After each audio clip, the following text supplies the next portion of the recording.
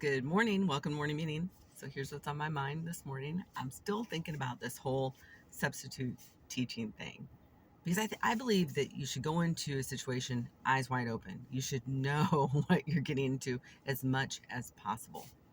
And I did not know that when I first went into substitute teaching. I learned a lot along the way. My background is actually in psychology, and I have a master's in educational psychology. I have a specialization in positive psychology. I try to look at things from a positive perspective, of that bent. But that doesn't mean that I'm unrealistic about things at all. At all.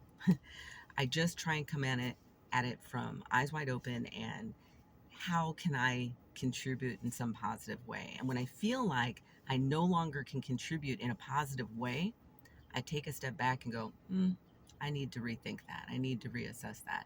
And that happened recently. Now, this has happened to me a few times as a substitute teacher, where I've taken a step back and said, I'm not going to substitute teach at that particular school for a little bit, or I'm not going to substitute teach for a little while anywhere. Done that. I started substitute teaching, I think, in 2015. So I've done that a few times. And I mentioned before, there's a shortage of teachers and a shortage of substitute teachers. I can work literally every single day at a different school or in the same school because they have multiple teachers out. So that's the state that we're in right now across the United States, is that we need teachers and we need substitute teachers. But that job, both of those jobs, these are not easy jobs at all. These are not easy gigs by any stretch of the imagination. And so I would suggest to you that if you're a parent and you're getting frustrated with your school system or whatever's going on, really go in and maybe volunteer, work as a para in the environment so you can really see it from various perspectives, eyes wide open, so you know what really is happening. And just listen, and watch so that you know, because this is not an easy gig at all. You have to really like and enjoy teaching and working with diverse populations, if you want to go into this line of work, because it doesn't pay well at all. It's not a get rich quick scheme to become a teacher. It's one of the worst paying jobs in the United States. And I'm a substitute teacher. Substitute teachers make even less than the regular teacher in that classroom, even when the substitute teacher is doing the same work.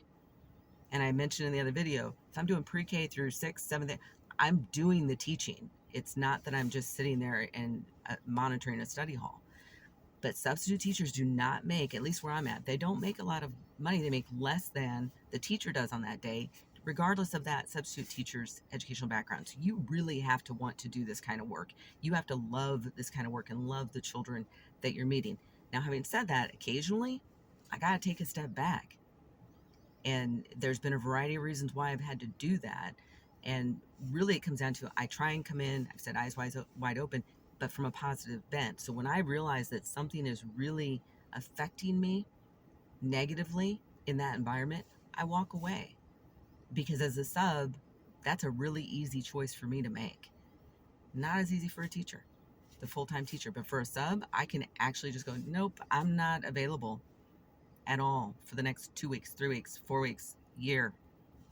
And I've done that where I've reduced the amount of time I've spent in a particular environment because the environment wasn't conducive to what I needed it to be for me in that environment, for me to really love being there and feel like I was being effective, because that is one of the most important things to me. I want to know that when I'm going into the environment, I am having a positive effect or influence in that environment, and not just with the students, but also with the teachers and admins in that environment.